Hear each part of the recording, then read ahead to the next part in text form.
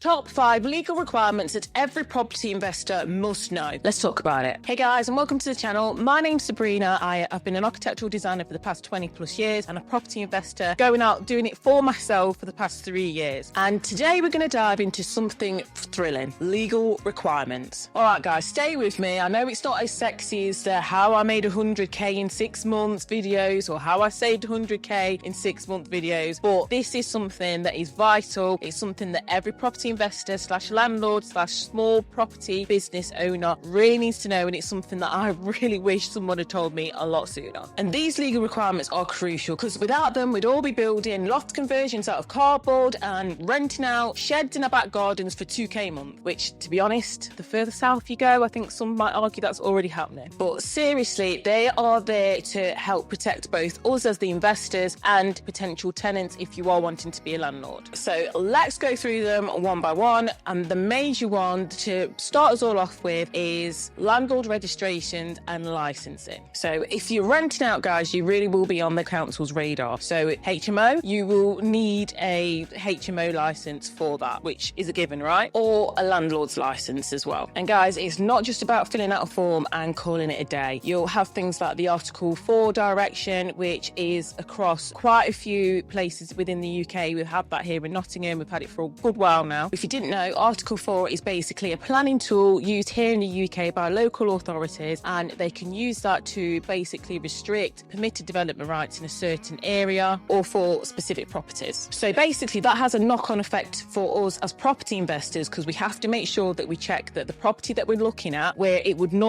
might not need planning permission and maybe could be done under permitted development rights, but if the Article 4 direction is in place, then more extensive planning will be needed. And it basically just gives the local councils a lot more control over certain developments. And Article 4 is also used to control the amount of HMOs in a certain specific area, for example, a conservation area as well. So it's really, really crucial. I say this in all my videos, just make sure when you are looking at certain properties to buy for the potential of maybe turning them into a HMO, just make sure that you check that Article 4 direction isn't in place in that area. If you need a bit more advice on that, you can always contact myself, because we do architectural design, we do planning advice, and we can do the application and things like that for you as well. So my details are in the description box below, so you can contact me if you do need any advice on that, or if you need in general architectural drawings for planning purposes or for builder control applications in general. Another must is you can't rent or sell properties here in the UK without an EPC. I have got videos on this as well, so you can check the channel for more details on this. And there's already this year there's been a bit of back and forth with the rules changing, not changing. They're going to be changing by 2028. Certain rules need to be in place, and you needed to get your property up to a level C, but then we didn't know what the rating was, so we didn't know whether it would stay the same or whether they were changing the whole rating system. And there was still a big kerfuffle over the EPCs and what this meant for landlords like myself, and yourself included, moving forward. And that leads me on to my next point. Another big thing is to have your gas and electrical safety checks all done and certs in place. For gas, it's annually. For electrical, it's every 5 years. And no, my uncle's a Sparky, learnt on the job, is not going to cut it. Yeah, guys, it doesn't count unless there's NIC, EIC registered. And also, my next point as well, in order to rent out your property, you need to have done all your right to rent checks as well. This is why I'll use an estate agent here in my local area to rent out my properties, because they'll do all those checks for you. Again, if you want more advice on that, I'll drop my estate agent's contact details in the description box below as well. Again, a bonus tip, you need to also have given the tenant a how to rent guide from the government as well. What I do as well to supplement all of that is I also pop in a home user guide. So I've got a template on that. Just if you want to see that template, put in home user guide template in the comments below, and I'll get back to you on that if you're interested in seeing that template. Again, I've got all the videos on renting and renting out and tips and tricks and stuff that I've learned over my experience of renting out my properties, and that videos, and they're on the channel as well if you want to check through those. And also a huge major one as well is making sure that you've done all your fire safety checks as well. So, and that can be during the renovation as well. For example, making sure that you've put the adequate fire line insulation or insulated fire line plasterboard on certain areas, for example in the kitchen, and that is decompartmentalized against everywhere else. That the thinking behind that is basically it just gives time for people to escape in the event of a fire, and making sure that all of that is in place during the renovation. Again, if you want to contact myself for some advice on this when you're doing your renovations, and my contact details, again, they're in the description box below. I've also got a project plan that you can download that can help you to plan out your renovations, cost it out, all stuff like that, and plan the program, all bits and pieces like that. And that is completely for free. That's in an Excel spreadsheet. Again, the link is in the description box below. And guys, especially for HMOs, we're talking smoke detectors, heat detectors, carbon monoxide detectors, you know, escape routes planned out, fire blankets in the kitchen, fire extinguishers, all things like that. And guys, as I said, we're just touching on things briefly in this video, but there's more to it. If you do need any advice, you can always contact myself. But these are all things that we need to be thinking about probably from the get-go, from when we're viewing a property and then costing out the renovation, thoroughly planning out the renovation and the project, and completely with all of this in mind. And also when you're renting out as well, making sure that we've got all of these fire safety checks and everything's all ticked off. And by the way, guys, I am literally documenting my property journey here on YouTube, my renovations, everything like that, all here on YouTube. So if you like the content so far, please like, comment and subscribe. Thanks, guys. So guys, the good, the bad and the bureaucracy.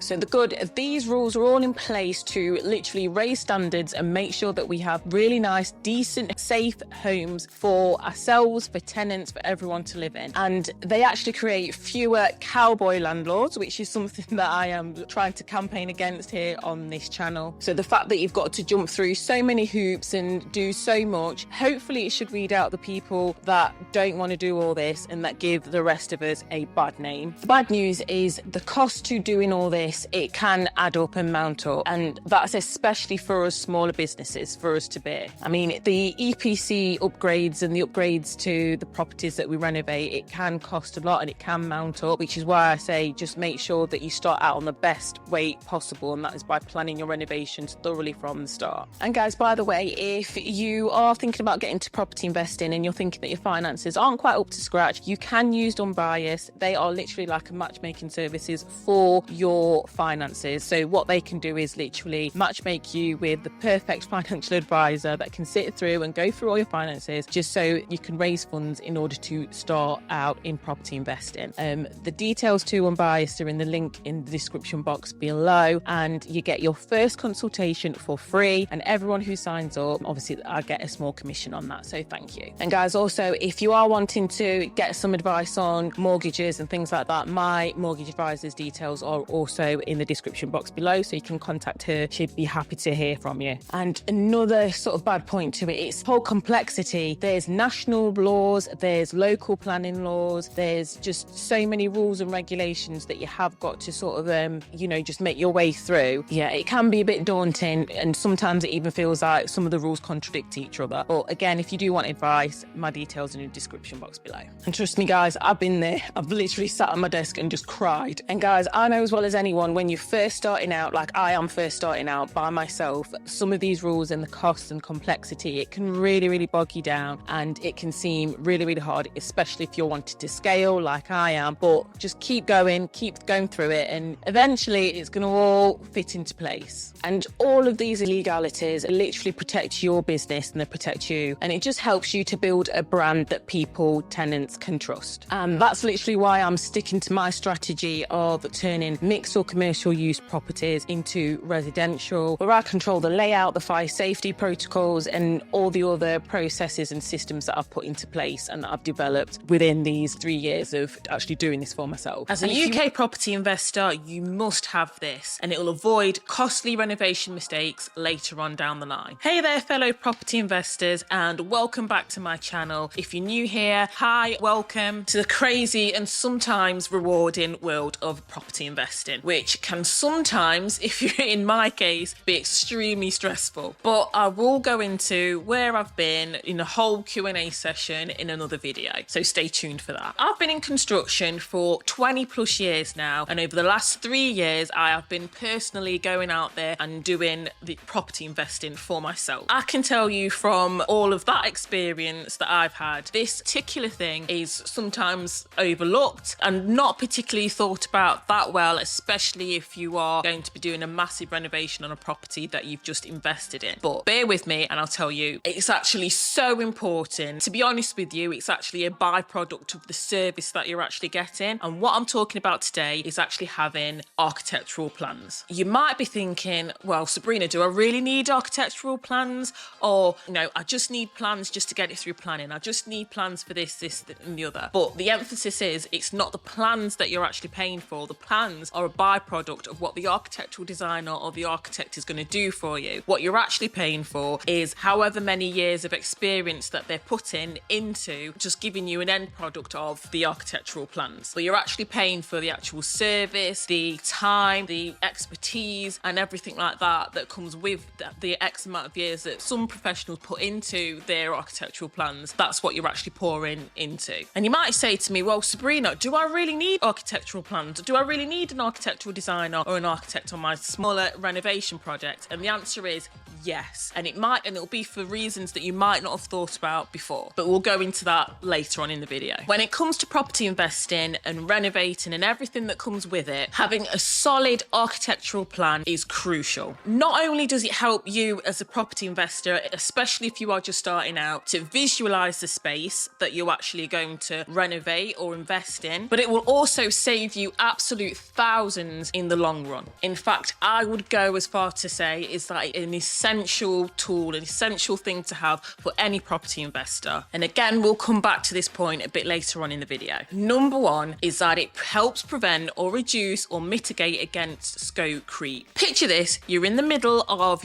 maybe your first renovation or just in the middle of a renovation in general. You've got all of your tradespeople all lined up, you've got your budget set, and then you suddenly think, maybe if I knock through a small opening on this wall, it's going to make this space look a lot bigger. Hell, let me just get rid of the wall completely and have a completely open plan kitchen. So you go ahead, you do that. These kind of small changes are called scope creep. So you make that little change, and because you've made that change, you might have accidentally, you might have knocked through a structural wall, for example. And this is all hypothetical, guys, stay with me. Basically, what I'm trying to say is there's an associated cost for every small change that you make. And if you don't sit down and plan it before you go ahead and do that, then all of a sudden your scope will start to creep. There'll be more works involved, which means more money, more time spent on the project, and overall, and it will just turn into this cycle or this snowball effect where it's just going to end up costing you more money, more time, more labor, and everything that goes into that. Because one small unplanned change might have a wider, more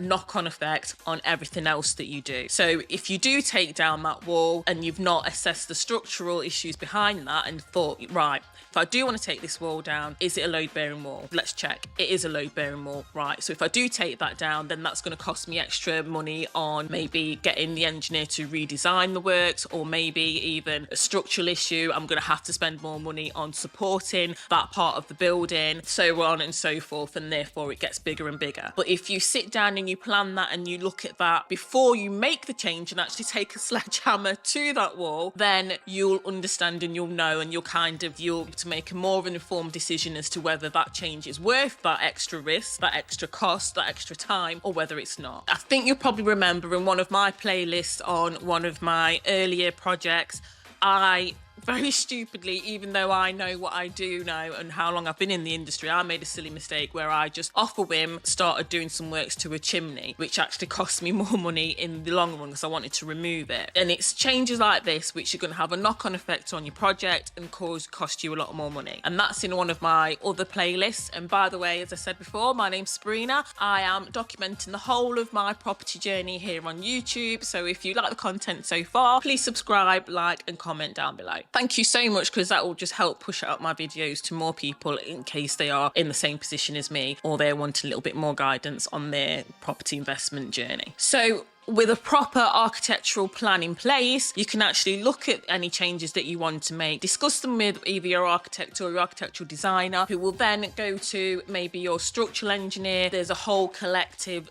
cohesive, kind of collaborative approach to that work. And then, as I said, you can get all the options and be able to make an informed decision on whether to progress with that change or not. So you're actually controlling and preventing that scope creep. The next point is that it helps you clearly communicate communicate with your tradespeople and any other consultants that you do have on the project exactly what your expectations are. It helps you to manage expectations from your end as a client and from the other end as a tradesperson, so everybody's singing off the same hymn sheet. So yes, let's talk about tradespeople, your unsung heroes who are helping to bring your vision to life. As I said, these tradespeople, they are not mind readers. I've learned over time that my little tweak could be somebody else's rework or redesign. The architectural plans aren't just a sketch. They're not just sort of a tick exercise that you can just tick off. They are literally your language that you will use to speak to all of your tradespeople so that everybody is on the same wavelength as you. Everyone knows what's expected of them. It's like a language that you speak to your builders, your contractors and all your labourers, kind of tells them exactly what you want. So it takes your vision from your head, out of your head, and then passes that on to your tradesperson so that you know exactly what is actually possible and what you can actually build or renovate and what you can do with the space. They are literally there to avoid any wild interpretations of your vision. The more specific your plans are, the less types of conversations that needed to be had. You know, those really awkward conversations of, oh, I thought you wanted it to go here. Oh, I didn't realise that was meant to go over there. Yeah, it just avoids all of that completely, which can literally be a costly mistake. And talking of costs and finances, I literally use Unbiased quite a lot. That they are literally like a matchmaking service for your finances. So if you're thinking about getting into investments but you're not too sure how you stand financially, if you go onto the Unbiased website, they can literally match you up with a financial advisor or a mortgage broker or somebody just to help you understand your finances and where you are and what kind of options you have available to you so that you can just proceed without any hiccups. And if you use my link in the description box below, you'll get your first consultation for free, and that's Unbiased. And I do make a little commission from everyone who signs up, so thank you in advance. My mortgage broker, who I personally use, her details are also in the description box below if you want to check her out too. Moving back to this point as well, it's so important to make sure that everybody is aware of what's expected from them. If not, if there are any disputes, that is when these architectural plans will come in clutch for you, because they will be an important document that you can actually submit in court and prove as evidence to say this is what I actually wanted, if things did get messy and it did actually get to that point. So architectural plans are really, really important, especially if you're doing a massive renovation. As discussed earlier on in the video, this point, as I said, is a massively important point as well. Having the right architectural plan will provide you evidence that you are meeting regulations and statutory requirements. This is a big one. Architectural plans are needed just to prove and to show as evidence that you are complying with any planning regulations, that you're complying with building control and all things like that as well. So it's really important that you do have the plans if you're doing a massive renovation, or you at least speak to somebody with that same background so that you can get some information from them. Obviously, I do offer architectural services within my company, and again, my details are down in the description box below if you do want to discuss this at all. So again, from previous points, it just makes sure that everybody is singing off the same hymn sheet, the local authority is all on board, and that they know that the renovations or anything that you do make to this building, one, complies with all the planning, and two, that it's safe, the actual building won't collapse in on itself. I'm being dramatic here. Just to make sure that all the safety regulations, you are adhering to that. You need to have that so that it's all planned out up front on a drawing, so that again, you can submit that for planning, and you can also submit that to the local builder control authority as well. And guys, here is my next point. Here's a little secret. Like I said before, you are not just paying for paper drawings. You are literally paying for people's years and years of experience. It's not just a drawing, guys. You are paying for the whole service, the whole project management, everything else that comes with it as well. The drawings are literally a byproduct, and that is how you should think of them. They're almost a byproduct of having that architectural service and having that service that can hold your hand from the beginning of the project all the way through to the end. If you are not that experienced in that side, or even if you are, it's just having that reassurance from that professional, basically paying for that person's years and years of experience, personal experience, any sort of specialisms within that, and their deep understanding of how to put buildings together. I mean, if you actually think about it, these plans they're more than just a few lines on a piece of paper with a few words to them. Every single measurement and every line and every drawing, every single mark on these drawings are put there for a reason. They have been crafted from years and years of somebody else's personal experience. So yes, you are paying for this person's years and years of experience, their ability to keep you out of those, oops, did we have plans for that situation, to a low. So if you're a new investor or even an investor in general, I know it's tempting to cut corners, especially when you're just starting out, but detailed architectural drawings aren't just pretty pictures. It's about protecting your investment and keeping things clear, keeping things legal, and keeping everyone on the same page. So guys, what's the takeaway from this? Basically, it's essential for you to have architectural plans as a new or as any investor. It's not just a nice to have, it's a must have. And by taking the time to create a detailed plan, you're basically mitigating or almost avoiding any unexpected expense, staying on schedule, basically just increasing the value of your property, putting more of your money into the actual renovation and planning things through clearly. 9 landlord strategies for dealing with void periods, tips for new landlords and new property investors. Hi guys, so today we are dealing with one of the more challenging aspects of property investing, and that is dealing with void periods. And guys, you know the times where your property sits there empty, making you challenge all of your life choices over a cup of tea. Well, I've been there, guys, and got the t-shirt. Now, void periods can feel like a punch in the wallet. You know what? Grab a cuppa, and we'll sit down and we'll deal with it together. Let's get into it. So guys, dealing with void periods is a crucial aspect of property management. So when we talk about void periods, we are referring to obviously the times where your property sits there vacant and literally not generating any income at all for you, which is something that we don't want. So we want to look at ways that we can keep your property occupied and therefore keep the rent coming in. And we literally do this by regular maintenance. We want to make sure that the property is in tip-top condition, because nobody wants to live in a property that has various faults and things wrong with it. And that's what we should be providing for our tenants. Literally, our tenants are our customers. Why we are here, they are literally the ones that are giving us the cash every single month. And we want to make sure that they are living in a really nice, decent environment. That's at least what I do it for anyway, so that we can provide decent housing for all. But we'll come back to that a bit later on in the video. So first things first, we want to be proactive with our initial marketing. We want to make sure that we have top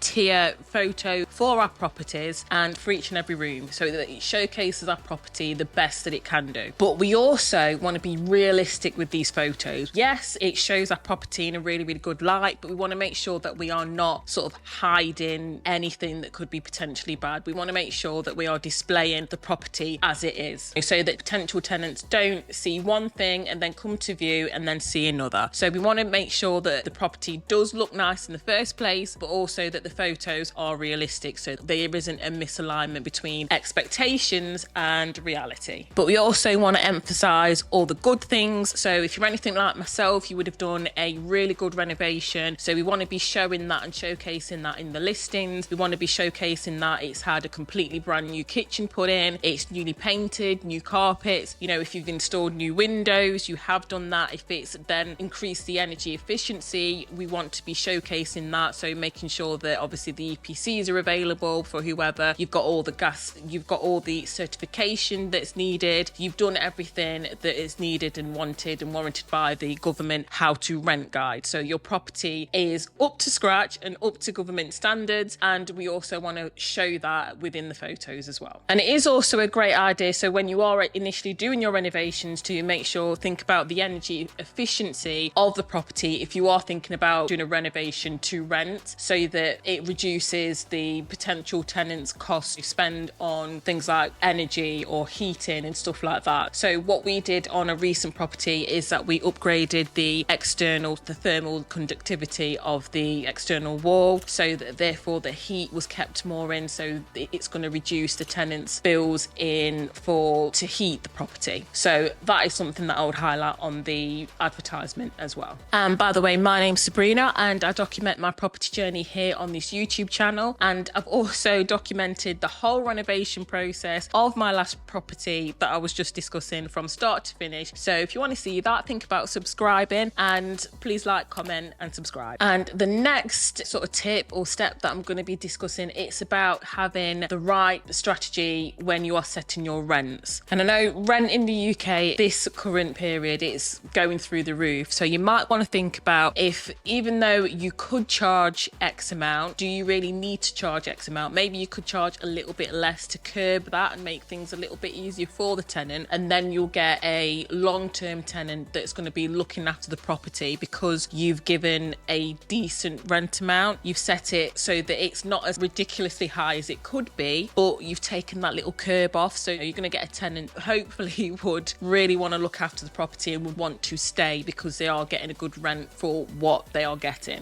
And this is something that I'm passionate about because I sort of want to change this narrative of the whole landlord sort of perception that we have here in the UK. So if you're wanting to sort of set out and do is have affordable rents, that is something that you could look at. Maybe your renting strategy. Do you have to charge that amount? Could you charge slightly less, still be making a profit? Then you're going to get a more sort of valued tenant that's going to, one, look after the property a lot more, because obviously if they were to leave and go anywhere else, they're going to be paying a lot more money, and two, they're going to want to stay there for quite a long period of time. So that in itself is going to combat the whole avoiding voids thing as well. And that again, that leads me on to my next point. It's maybe having that flexibility with your tenant and having that relationship with your tenant as well. Again, if you build that up, in most cases your tenant's going to value you as a landlord, so therefore they're going to want to stay longer if they've got a good relationship with you. I'm not saying let someone walk all over you, but what I am saying is be a bit more flexible with your tenant and have that relationship with your tenant, because then again it's going to feed back into the whole idea of still being professional, but feed back into the idea of your tenant wanting to stay longer because they have that relationship with you, and just having that flexibility with your tenant. And incidentally, if you are thinking about getting into property investing and you want to speak to maybe a financial advisor or a mortgage broker or someone, you can always speak to Unbiased. I use them. They are literally like a matchmaking services for your finances. The link for them is in the description box below, and you will get your first consultation free, and also I make a small commission off everyone who signs up, so it's a great way if you want to support the channel, and thank you for everyone that does sign up with them. And another step, guys, that I always speak about on my channel, and I've got videos on this as well, is regular maintenance. So if you're doing regular inventory checks, I do checks every 6 months on a property just to make sure that everything's working well. Do have that relationship with my tenants where if something was to occur, they do sort of give me a call and I can get it fixed for them. I've got a whole sort of maintenance process listed out for them, so that's there as well. But making sure that you are doing regular maintenance on your properties and you're keeping them in tip-top condition, that is going to help you to avoid void periods, because again it feeds back into the whole having that relationship with your tenants key point again, and it's going to make them want to stay longer, so therefore avoiding or mitigating against those void periods in the first place. And another point again, guys, it's networking. Obviously let your friends, family, people know that you do have a property that is available. They might know somebody that's looking for a property, and then you've got that connection straight away where you can have that there for you. And then you never know, guys, your next tenant could be literally a conversation away. It can be a good thing, it could be perceived as a bad thing as well, having that connection with the tenant. But in general, people that know you might look after the property a little bit more because they have that connection with you. You could argue that, and you could argue against as well, because they might take advantage, but word of mouth, it can spread and and it could spread to somebody who is looking for a property. And also, if you build those relationships with local businesses, local estate agents and things like that, they might be able to get you onto their books and then have a look for potential tenants for you as well. And that leads me on to my next point, and that is to get a professional property management company in place, whether that be with your local estate agent, and because then again, if you're not sort of up to scratch on all the things that you need in order to let out a property in the first place, an estate agent is going to go through all those steps with you. I've used an estate agent, Northwood here in Nottingham is who I tend to use when I have a property available, and they will literally go through all the steps with you. They will lay out exactly what you need to do in case you're a new investor and you're unsure, and they'll take you through the whole process and help you get a really, really good tenant for your property. So getting the estate agent on board as well, that can be a good thing if you are not knowledgeable in what you need to in order to rent properties out, because there are certain things that you need to do. They'll do all for you and take that all off your hands so that you've got peace of mind that everything's been done above board. So again, as I said, get a professional either property management company in place or an estate agent in place to get your next tenant for you. Obviously they're going to go through what they charge for that, but that can also give you peace of mind. And they'll go through all your tenants' sort of credit checks and stuff like that, or background checks and everything on the tenant as well, and they will properly vet them through their processes. So that can be a really, really good thing for you. Again, it just feeds back into that peace of mind for you as a landlord, and especially if you're a new landlord as well. Which then leads me on to, and that is my next point, maybe appoint an estate agent within that area to get you a new tenant. And for example, if you are a remote investor and you do appoint an estate agent from the local area, they're going to have the advantage of having that local knowledge. So that's going to really, really help you, as well as sort of all the knowledge and the steps that you need to go through in order to let your property, for example, all the certification that you need for your electrics, your gas, things like that. They're going to make sure that your property is up to scratch, as in it's got all of the smoke detectors and things like that, that carbon monoxide detectors that are needed in properties. They're going to make sure that they do an EPC for you. They'll do your inventory checks. They'll do everything for you. So you've just got that peace of mind from local knowledge, if a remote investor, and also if you're a new investor and you're unsure what you need in order to rent your property out, they'll be able to let you know that as well. And my next point, guys, is if you have a property that's fully furnished, maybe you could look into either an Airbnb or some sort of short-term let that's going to fill that void period and keep that income coming in for you guys as well. Maybe there's something going on in your local area where there's a load of workmen involved. Maybe there's a regeneration project going on and you've got a burst of workers in. Maybe you can rent your property out to the workers that are there. Maybe if they're staying overnight, you could utilise that as a short let so that you can fill that void period in between getting a long-term tenant into your property. And my last point as well, guys, and this is something that I sort of say on my channel quite a lot, and that is having proper financial planning. So what I always do as well is, one, maybe you can make sure that you're covered with your insurances. So if you've got your proper landlord's insurance, you might be eligible to claim on that and get a regular income from that. If you've got a void period or if the tenant's not paying rent, you can claim on that. But also I sort of build up a pot, and what I want to do is build a pot for each and every one of my properties. So if anything does happen and I do have the void periods, I have planned financially to cover those void periods as well from that pot of money, so I can still pay for things like, I know, the council rent for that month or something, or cover the mortgage as well for that month.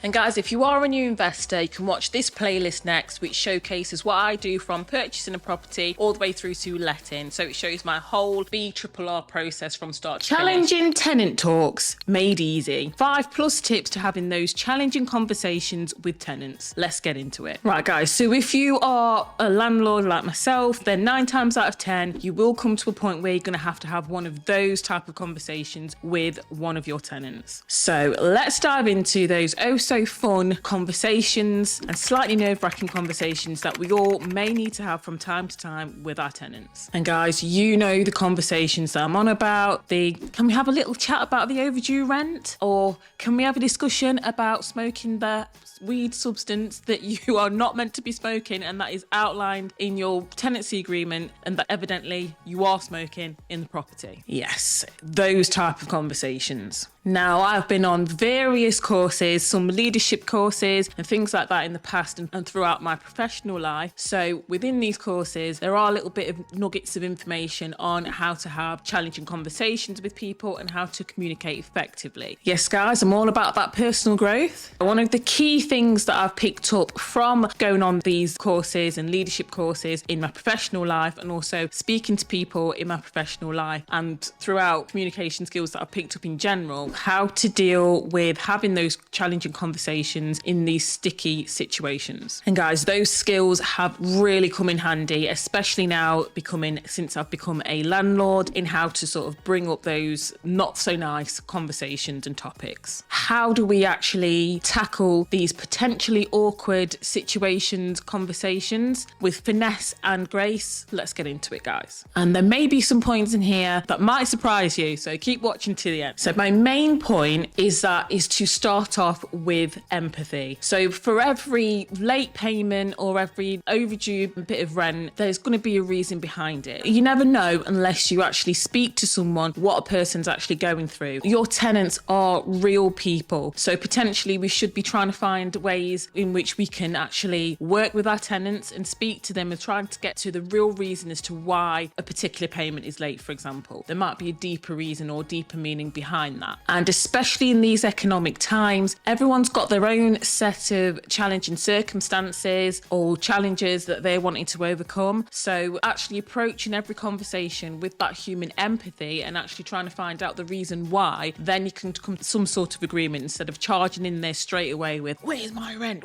And it's trying to work with the tenant. That's what we're wanting to do. So basically just approach every conversation with understanding and empathy. So my next point is we want to be clear and direct as well. We want to make sure that we're getting to the bottom of as to why it is late. And also, quick disclaimer, as I said, everyone's got their own set of circumstances and it's not about beating that person down. It's about being clear, direct, but also using empathy, as I've already said, just to get to the bottom as to what the issue is behind that. And then once we know that, we can then work with the tenant to come to some solution. Really, you want to be keeping communication clear, concise, and to the point. And by the way, my name's Sabrina and I'm documenting my property investment journey here on YouTube. So I'll be showing you all the highlights and also all the mistakes as well that I've made, just so that you don't have to make them as well. So if you're liking the kind of content that I'm putting out, please be sure to like, comment and subscribe. So please subscribe if you want to see more of this type of content. And also, you might not need to have these type of conversations on a regular basis with tenants, because the majority of tenants just want to get in and live happily and peacefully in a property and just have a nice place to live. So not all tenants, this is not going to be circumstances for all tenants. And this then leads me on to point 3, which is to set clear, respectful boundaries from the outset, from the start of the tenancy. And again, I've got all the videos on here as to my process and what I do when a tenancy is just starting and a tenant's just moving in. I actually provide them with a welcome pack, and that details everything in there, and it just sort of back the home how to rent guide that the government say that you have to give to a tenant when they're first moving into your property. And it also ties into the tenancy agreement as well. So it just ties those two things together, and that will help you then set clear sort of guidelines, boundaries, and in a respectful way and in a helpful way as to what the roles and responsibilities from yourself as a landlord and that of the tenant as well during the tenancy. And that can really sort of help you as a landlord, so that potentially it's going to stop any issues arising and potentially help with tenants, so that you spent a lot of money on kitting out your investment property, or hopefully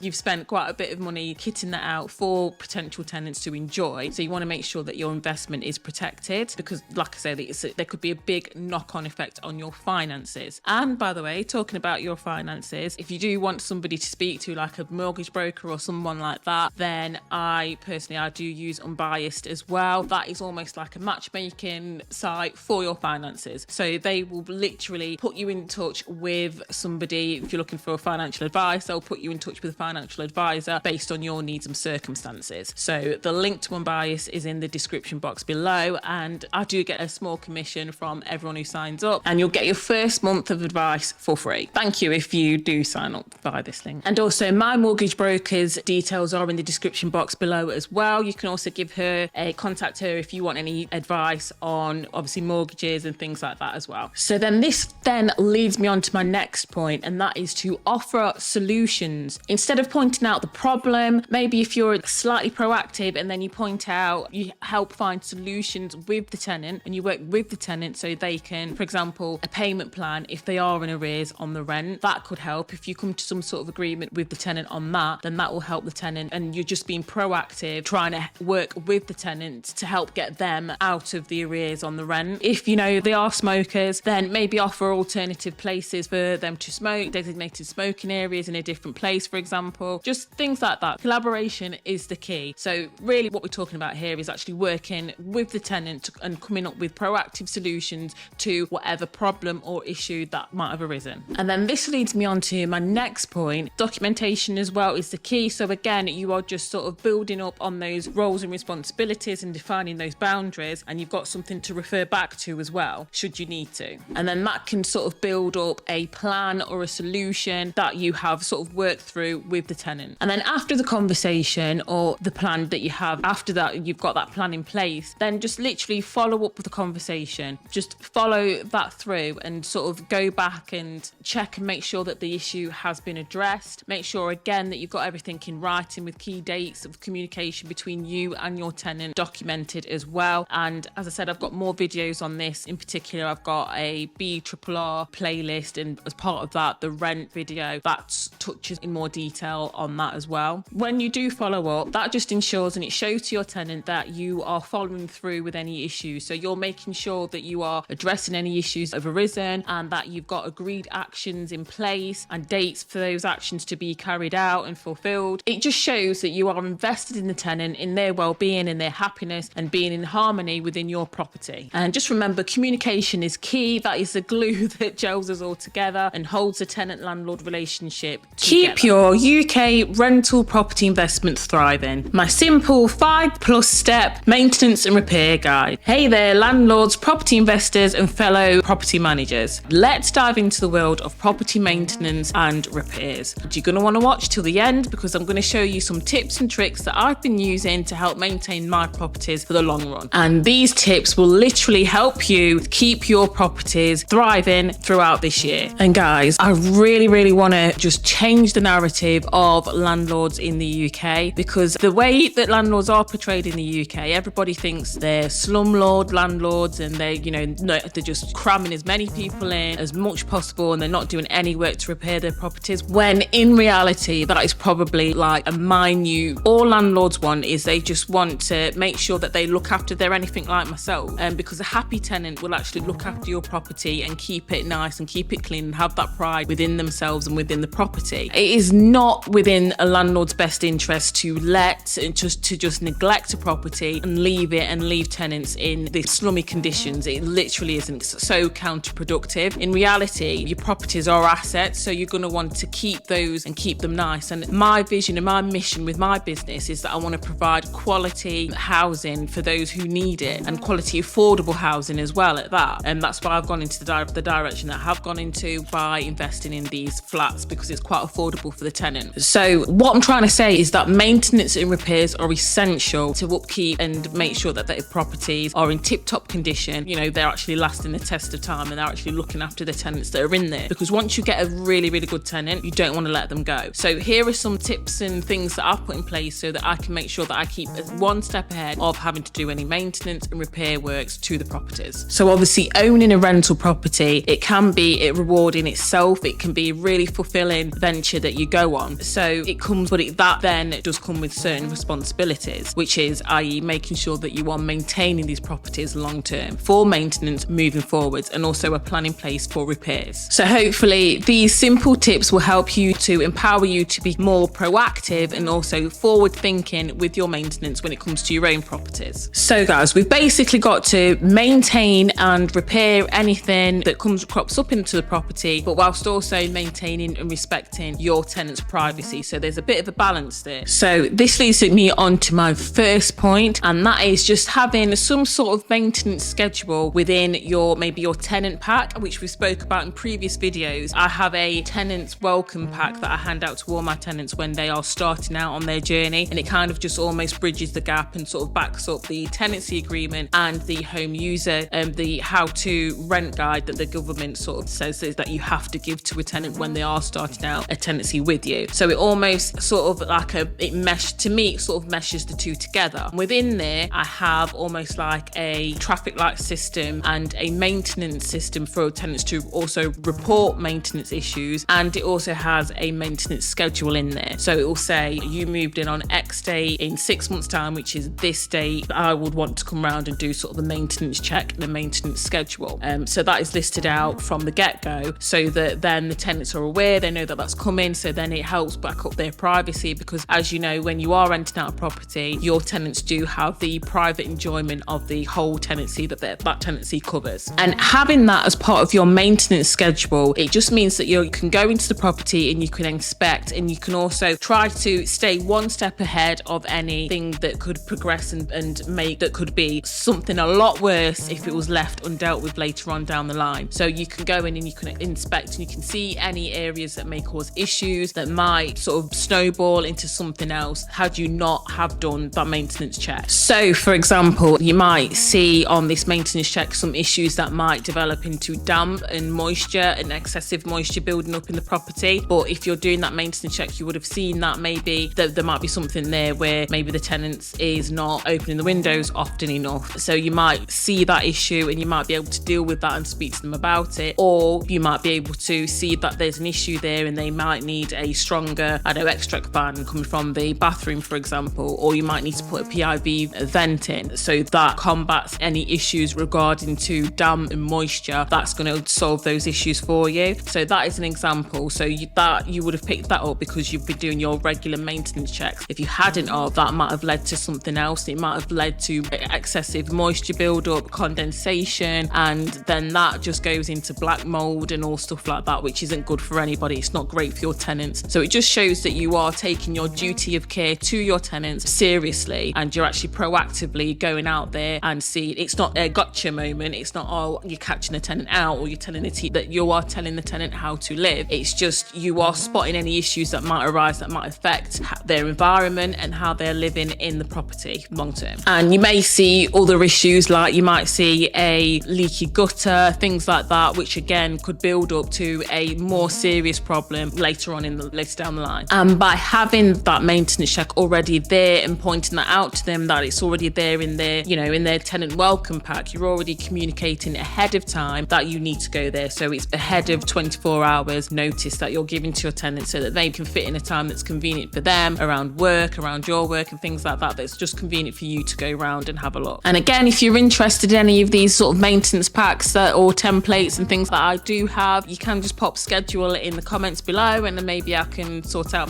providing a downloadable link to these as well. By the way, my name's Sabrina and I am literally documenting my whole property investment journey here on YouTube. So there are more videos to come like this. So if you are liking the content, maybe think about subscribing, give us a like and comment below. And that like will just help the video get out to more people so that I can share more of my tips and tricks that I've picked up from my experience of starting on this property journey. So what happens if you do spot something that needs a bit of maintenance or repairs, or your tenant actually comes to you with a repair or a maintenance issue? So when it comes to repairs, it's essential that you have a plan in place for swift action. And as I've said, if it's something that's not cropped up or you've not seen it and it's in between your maintenance checks, then you are solely relying on the tenant. So therefore you need to make sure that the tenant knows and almost has an awareness of their roles and responsibilities and how they report different issues that may crop up in between these maintenance checks. So what I've actually done is, again, I'm going to go back to these tenants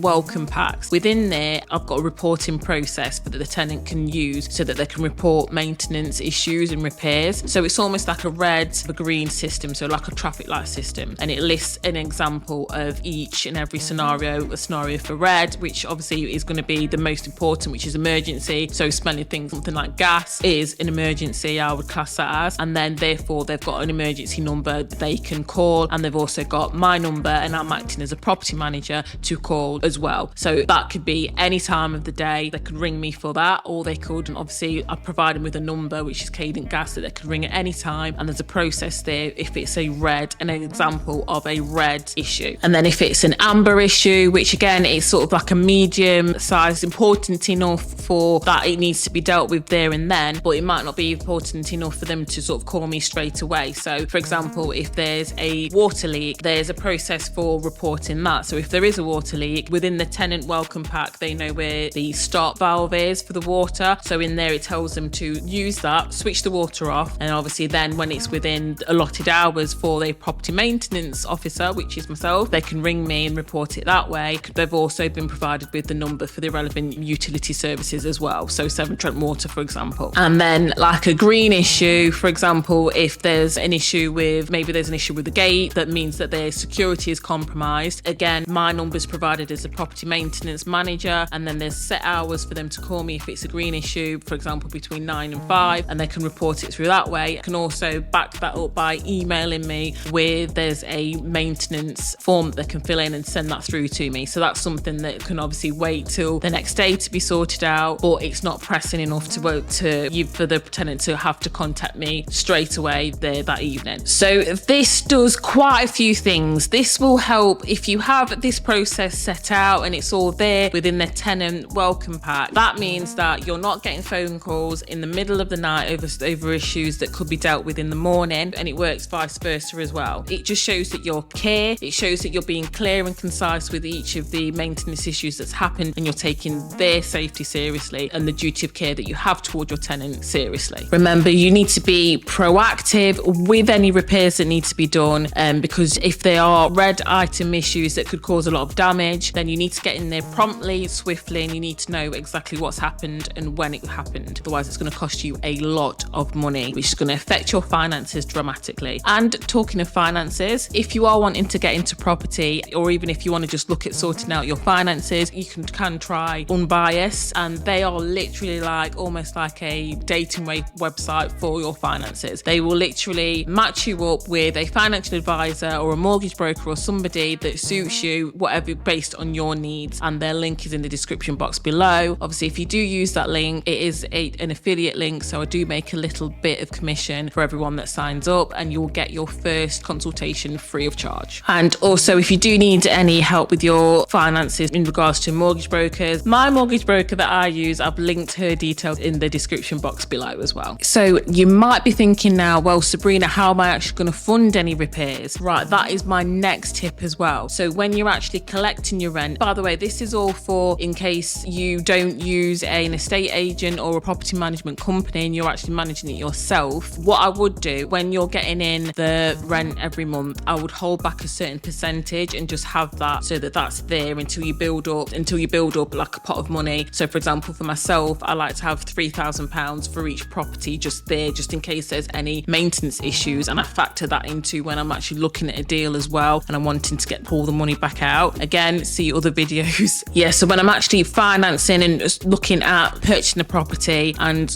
adding value and then refinancing to get my money back and things like that, when I'm looking at a property deal, I'll factor that into it as well, so that I at least have £1,000 or so that I can build on, so that I've got that pot of money there from the get-go as a maintenance budget. And then, as I said, once it's been rented out, I'll keep a small portion of that rent until it builds up to like a £3,000, for example, in the bank, so that I've got that there, and that covers any maintenance issues that I may have for each property that I do have. And obviously there's other factors involved that you might want to base your maintenance budget on, maybe obviously the refurb that you've done in the first place, the age and condition of the property, all things like that, so that you know, right, well, this might go wrong in the future, so therefore I've got a portion of money aside for that, just in case that happens. It's almost like you're writing a risk register of items that might happen and might go wrong, like what we've done and what we've spoke about in our previous videos, for example, when we're actually costing out and we're providing a scope of works. Originally, they see other videos for that. So for example, when we're initially looking at a property to purchase and we're looking at to add value, and we're maybe going to be doing works to that, building works, whether we're going to do an extension or any other way we're looking at to add value, and creating another bedroom somewhere, for example, we'd have a scope of building works that we're going to do for that. And as part of that, I always say to have a risk register of items that we initially see that might need fixing. So it's almost like having a risk register in that sense for your maintenance purposes. So you're guesstimating about anything that might go wrong in the future, and you're putting a set of money aside for that, just in case that happens, so that if it does happen, you've already thought about it. It's just thinking ahead, forward thinking and forward maintenance. And then this kind of leads me back onto the issue of just early detection. So having open communication with your tenants and just making sure that you are regularly inspecting your properties. You can see any issues that may arise before they do happen. Early detection is key. And that way you're seeing any maintenance issues that may escalate into more costly repairs later on down the line. You're detecting those before they escalate into something a lot worse down the line. Because left unchecked, you know, they could turn into real serious safety hazards for your tenant. And that's not what we want at all. And when we're doing these inspections, we need to have a list of things we're actually looking at so that we're focused and we've actually got an audit trail as well, should we be asked later on down the line. So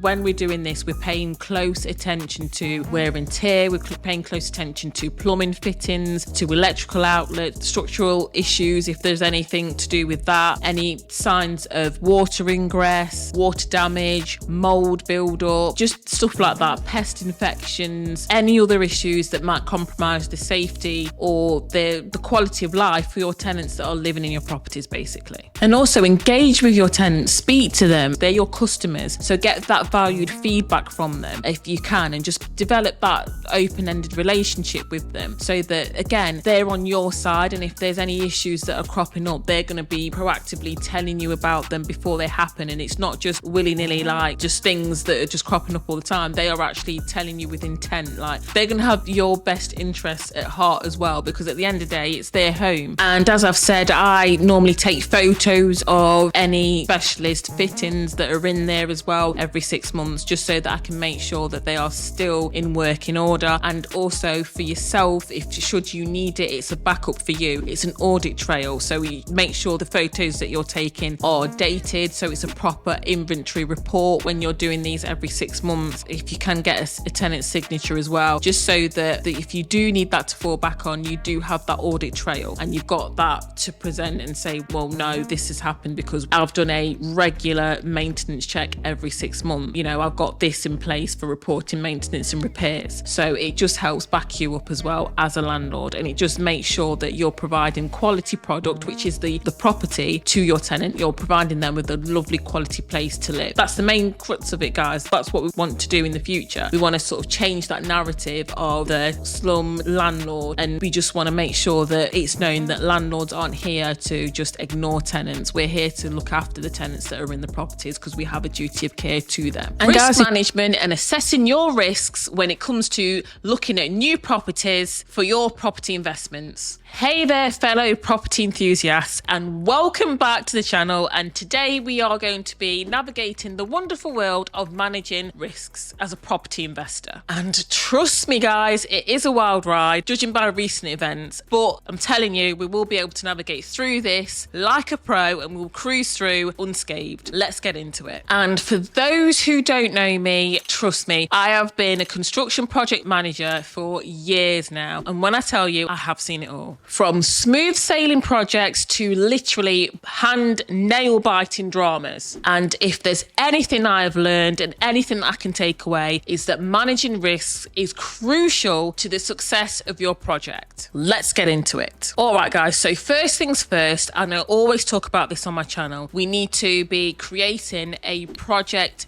risk register from the get-go. From the beginning, before you do anything, we need to be doing a project risk register. And this is going to act as almost like your crystal ball of things that could go wrong, that probably will go wrong, and you are prepared for. That's the main thing. And the key thing is that it's costed. So we need to have a cost there for every single thing that we put on this risk register that could go wrong, that probably will go wrong, and that we've got a cost put aside to. And this is going to be separate to your contingency. So here's how it works. For example, when we are first looking and analysing a property that we're thinking, yes, we're going to go ahead with this property, we're going to offer on this property, we are going to even look or view this property. This is how far ahead we are looking at risks, guys. We are always looking at things blinkered in the view of, right, this risk might go wrong. And the first thing we need to have, and probably the main thing, this is what I always look for right at the beginning, is the roof condition. condition. Even at the get-go, when I'm even looking at a property, even on the advertisement, even on Rightmove or whatever, I'm thinking, oh, maybe I'll view this property. I'm always looking at the roof line. This is something that I have in my head from day one, from straight away, is looking at the roof line and making sure that it is quite smooth. The roof line right at the top, it doesn't dip down or anything like that. And I'm looking at the roof tiles, I'm looking at the guttering, everything like that straight away on the roof, because it's water ingress. If you have a hole in your roof, if you have a bad roof, water can get in, and when water gets into the roof, that's when you get leaks. That's what's going to cost you the most to repair. So it's always being prepared for water ingress. So when I'm initially looking at a property and I think, right, okay, this roof is gaping, for example, there's roof tiles missing, or the roof looks in poor condition, maybe it's a terraced property and I can tell straight away the roof is in really, really bad condition. From the get-go here, and this is based on costs here in Nottingham, a terraced property, I'm thinking straight away maybe about £5,000 to £6,500 to fully repair or redo the roof at project stage. And again, like I say, this is based on costs for Nottingham. It's based on a mid or terraced property that needs the complete re-roofing job doing. If I do that while I'm at the project stage, it's going to save me a load of heartache. That's if I have to do a completely new re-roof. That's if I'm redoing the whole entirety of the roof, and not just spot replacing tiles and things like that, but a complete re-roof while we're at project stage, which is going to save me a lot of heartache later on, because I'm not going to have to go back later and redo these things. In my risk register, I'm going to put re-roof £5,000 to £6,500 set aside from the get-go. And as I say, that's based on a completely new roof though. So that'll be item 1, for example. That'll be the description, will be re-roof, and the cost will be there, and then that's what I'm tallying up. Or if it looks like it's just going to be a couple of spot retiles or something like that, or a partial re-roof, then I can allocate the cost accordingly. If I'm thinking straight away it is a complete re-roof, then I've got that, I'm putting that cost straight away, and that bang straight away goes in my risk register, and this just saves a lot of heartaches later on. And by the way,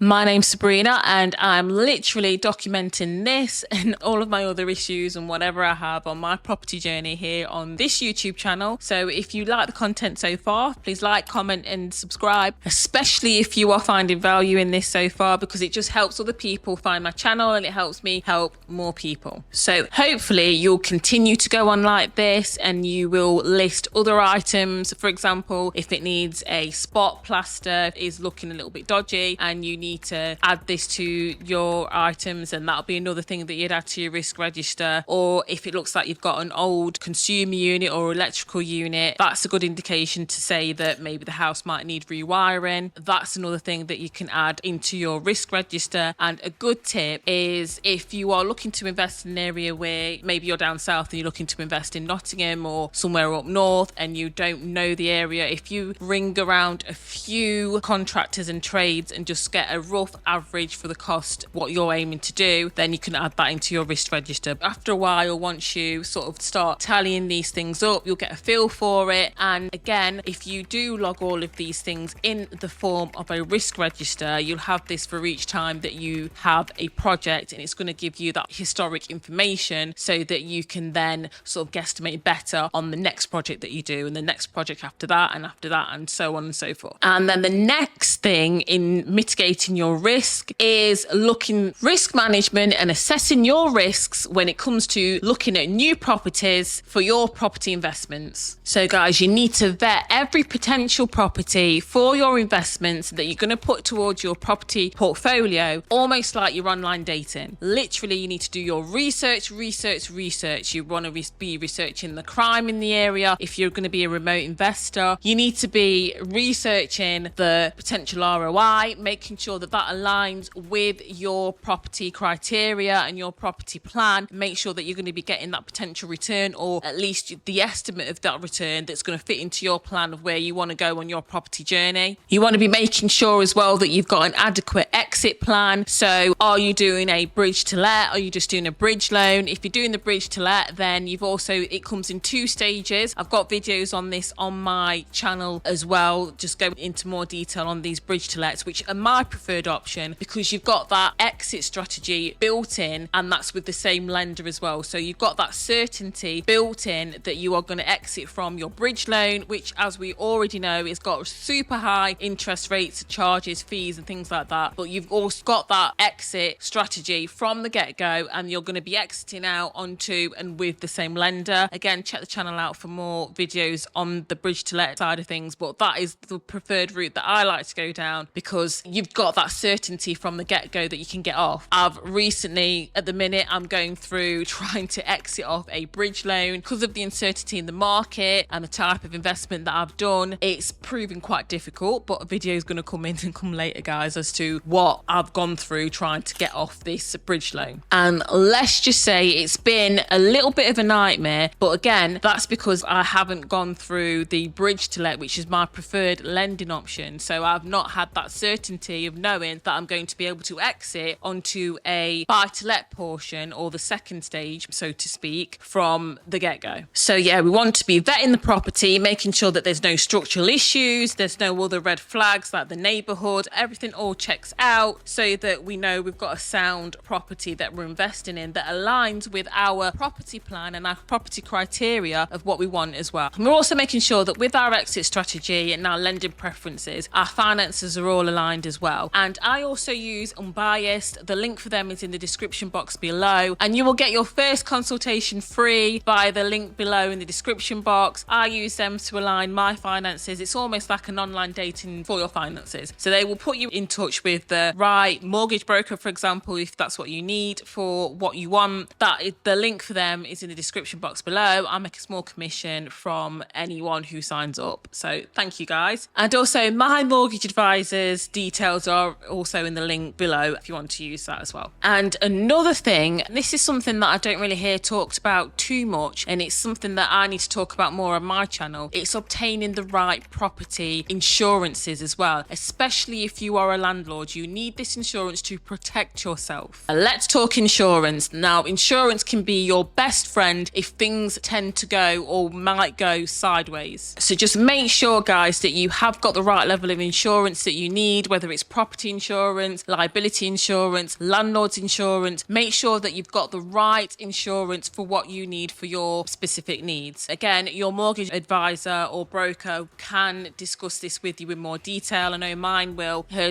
details are in the description box below. And obviously most lenders will need to see that insurance and that to make sure that you've got that when you're actually taking out the lending with them. But you need to make sure that you get the right level of insurance for your landlord needs, for your needs in general when you are property investing. So again, my mortgage advisor's details are in the description box below. You can contact her if you want to discuss those with her. And another point to mitigate against risk is to diversify your portfolio, guys. And this is something that I really want to get more into myself as well. I want to start venturing more into commercial property and then offering commercial leases as well, my residential properties that I've got in my portfolio, just so I have different things in different places, so that if anything goes wrong, I've got a diverse and robust portfolio that I can lean on. So as I said, I just really want to get into having some commercial lets or some commercial properties that I can let out as well as the residential, just so my portfolio is a little bit more diverse. So it's something that I want to get more into, and again, I'll probably document that here on this channel. But yeah, I want to get into more commercial lets as well as the residential. And another point that I do talk about on this channel as well is holding back some of your rental income or some of your profit or some funds for the unexpected expenses that you may have to pay. So what I try to do and what I tend to do, I am doing, is build up a bit of a pot for each of the properties that I have, so that you've got something there just in case something goes wrong. You've got that fund to pull from should you need to, if there's a massive expense, say the boiler goes, or there's an unexpected leak, or there's something that causes quite a lot of damage that maybe the insurance might not cover. You've got that money there that you can dip into. Another thing as well, guys, is you need to have those void periods built into your forecasts from day one. So when you're actually looking at potential property to invest in and have as an investment property, you need to build in as part of your risk management strategy for voids. So if there's somebody not there, you need to build that into your profits as well. So you build that in from day one, and therefore then you've got more robust basis to make a decision as to, yes, I'm going to go for that property, because you're making a well well-informed decision based on different things. So you're basing that on something that includes full void periods as well. And another thing is please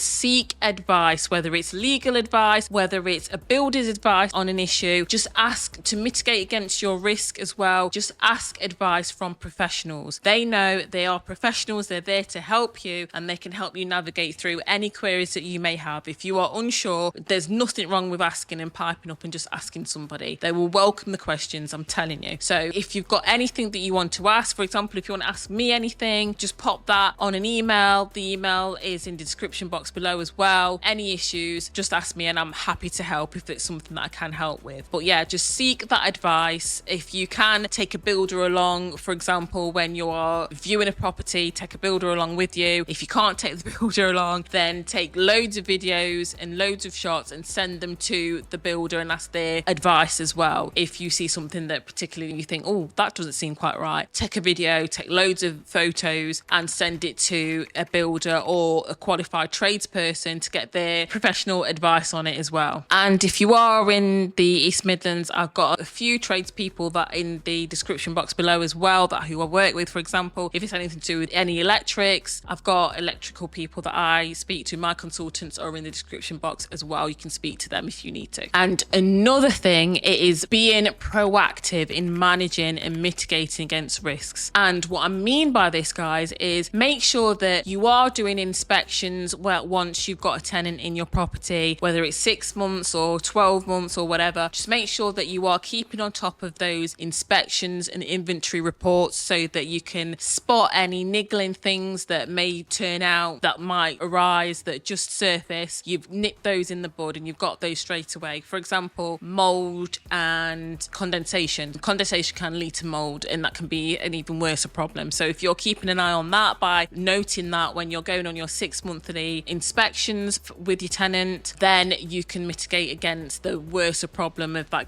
developing into mould, for example. And I mean, which tenant's not going to want you to come and have a look and just see if there's an issue and getting in front of that before the issue gets even more? They're going to welcome that because it's going to show that you care as a landlord. So just make sure you are proactive, you're noting things, you're tracking changes. If there's anything that could have an adverse effect on your tenant, you are getting ahead of that, because trust me, it's within your best interest, because it might cost you more in the long run to put right. And guys, bonus tip, just make sure you're staying abreast of any changing regulations, things like that as well, just that may affect your rental properties. So you're making sure that you're keeping up to date with any of those, if there is any changing regulations, and that you're keeping on top of everything. Yeah, knowledge is power, my friend, and literally in property investment, anything is going to save you money in the long run. And guys, we do have a link to a project plan which is in the description box below. It's got a section on managing risk and risk registers. It's actually got a template on a risk register that you can use. Real issues that don't just affect renters, they also affect small property investing businesses like myself as well. Now, we all know about the cost of living crisis and how it's affecting all of us, and how it's especially affecting all of our tenants that are out there. It's really making life tough for tenants, and especially when rental prices seem to be going up and up and up. That comes with a lot of these property scams, and it's all going off on other platforms as well, like Facebook Marketplace, Airbnb, and all of these scams. It just makes tenants lose trust in landlords in general, so it really does have a knock-on effect on us as property investors as well. And I saw, well, not so recently now, it was a couple of weeks back, I did see a documentary that flashed up on my YouTube timeline about all of these property scams, and it was from Channel 4, and that just kind of spurred me on to make this video. And obviously with the past few years that I have been actually actively investing, this is something that I'm really passionate about. Obviously, if you've been on the channel a while, you would have seen in other videos that I do kind of like how to and little tips and tricks for people that are getting into property investing with the view to be renting out their properties, just so that they can, you know, almost make this idea of the dirty landlord as something of the past. Like, I just want to shake up the rental market, especially for private landlords, and just make sure that we don't get as bad a rep as we seem to be getting. Because trust me, a smaller landlord really does want to have the tenants' wishes and will at heart, and they want to make sure that they're providing a real decent home for those tenants to live in. And that's my mission anyway, and I just want to make sure that we change this sort of view of these landlords so that people know that the smaller private landlords, they're there for the tenant's best interests. I come from an architectural background. I'm an architectural designer by trade, so I love really looking at spaces and seeing that how we can reuse and reconfigure them. So my property plan is what I'm going to be sticking to, and I've already talked about this in other videos as well, is renovating these properties that aren't used anymore, disused, just sat there, being neglected, especially commercial properties, and sort of rejigging the layout and then bringing them back into the housing stock so that someone can call that their home. By the way, my name's Sabrina, and as I've just said, I'm literally documenting the whole of my property journey here on YouTube. So if you want to see that and see how I'm doing that, maybe think about subscribing, like and comment. And I really, really want to get back into that whole renovation and bringing back properties that maybe aren't loved as much back into the housing stock, but more on that later on in the video. So first things first, this cost of living crisis. Now, some people really are feeling the pinch, you know, from anything from grocery prices all the way through to their rents. And these people are the people that these scammers are targeting, especially from watching this Channel 4 documentary. As for many of us, renting is an only option. So with that comes people that want to prey on that and scam people out of their money. So from what I've seen on this documentary, basically people are hiring out Airbnb in rooms and flats and things like that, and then putting on this whole charade, even pretending to be an estate agent at one point on one of the scams, just so that they can get people through the doors and signed up. And then as soon as they've signed over their deposit money, obviously they've disappeared, they've gone, and the tenant's thinking, oh, we're going to be ready to move in soon. They've gone back, or at least tried to contact whoever owns the property to tell them what's happened. And then unfortunately, the person who's actually owned it has said, well, you know, this is not the first time it's happened, or such and such has happened. This person's contacted me, and I've only just found out that they rented it through Airbnb, and then they put an advert out on Facebook Market or something like that in one of these areas where there's a lot of rental demand for each and every property. They're just preying on people's being so desperate that they overlook all the red flags and then hand over a large amount of money over to them in cash or whatever, or bank transfer, and then they're nowhere to be seen. And that just really broke my heart, because I just thought, then it's not only the tenants that are being scammed out of their money, the owners are also dealing with that as well, because then they've got all this sort of negative press and everything on their hands as well, and the pressure on their hands when they've just put their room up on Airbnb. It's just all on Facebook Market. And I think even the host, Anna, the whole reason why she went out and did this, because she got scammed in that way herself. And I just think it's just horrible. It's terrible, because you've got both people that are both sets of parties, you know, one the landlord and obviously the tenant, that have been hit hard by this. And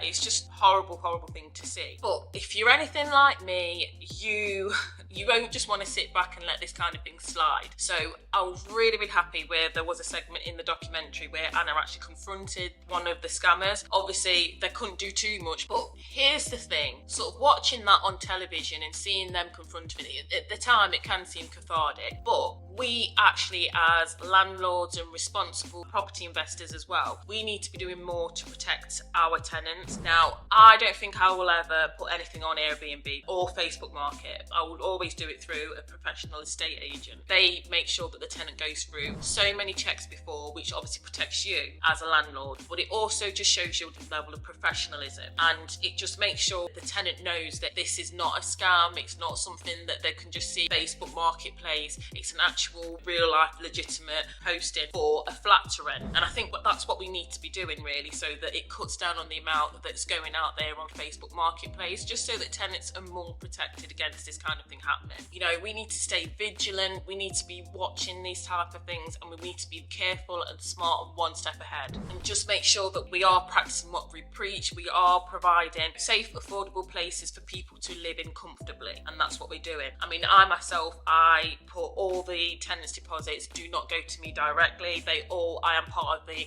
deposit scheme that I have, and everything goes into there. It doesn't come to me for deposit. It literally all gets held in a deposit protection scheme. And you know, this is another reason why I'm making this video, because we need to bring attention and awareness to these type of scams and make sure that our tenants just, you know, this is one more video on the topic, so that hopefully one person alone sees this, thinks, you know what, let me watch that documentary, or you know what, that advertisement, that looks like it's going to be a scam. I'm I'm not going to go for it and I'm going to save my money. And if it stops one person not being scammed, then my work's done. And again, I've got videos on my channel as well for people who are just starting out, maybe doing property investing, and they're wanting to have tips and tricks on how to rent. I've got videos on how to do with inventory reports, how to check tenants in, so to speak, just all tips on how to rent and rent well to government guidelines. So how to provide tenant repair tips sort of through a tenant pack, repair procedures, things like that. Obviously, whenever you do look on the Facebook Marketplace, you can just see what a wild west it is of ads, and obviously a mixture of scams as well, all mixed in. And if you're a tenant, just be aware, if something looks too good to be true, then that's probably what it is. It is too good to be true. Just keep your wits about you, read all the fine print, look through everything, look into the details, and just please do not be parted with your money so easily. So what to take away from this? If you're a tenant, just please be vigilant, read the ad properly, do your own research, really look into it before be parting with any of your hard-earned cash. Make sure that whoever you're renting from has got a reputable tenancy agreement, they've done an inventory check, they've gone through all of that with you. There's a place to sign officially for when you're handing over the keys and you're doing that in person. You can obviously do things on DocuSign and things like that, or Adobe DocuSign. That's really good, but just make sure that you're meeting someone before. Hopefully that person's giving you a tenancy pack, and they're also giving you the government how to rent guide as well. Just make sure that you've gone through all of those. If you can possible, please do stick to an estate agent rather than going onto the Facebook Marketplace. Yeah, just be really vigilant, because we just do not want you guys to be scammed anymore. It's just horrible and heartbreaking to see this. And again, if you are a new investor, if you are investing in property and you're planning to rent as well, just make sure that you've got all of these things in place to protect your tenant, and that you're providing your tenant with a lovely, decent, affordable and really nice place to live. And if you want more tips on that, if you watch this playlist next, it will give you a bit of a guide on how I've done this renovation through to renting. Thanks guys. See you in the next one. Bye.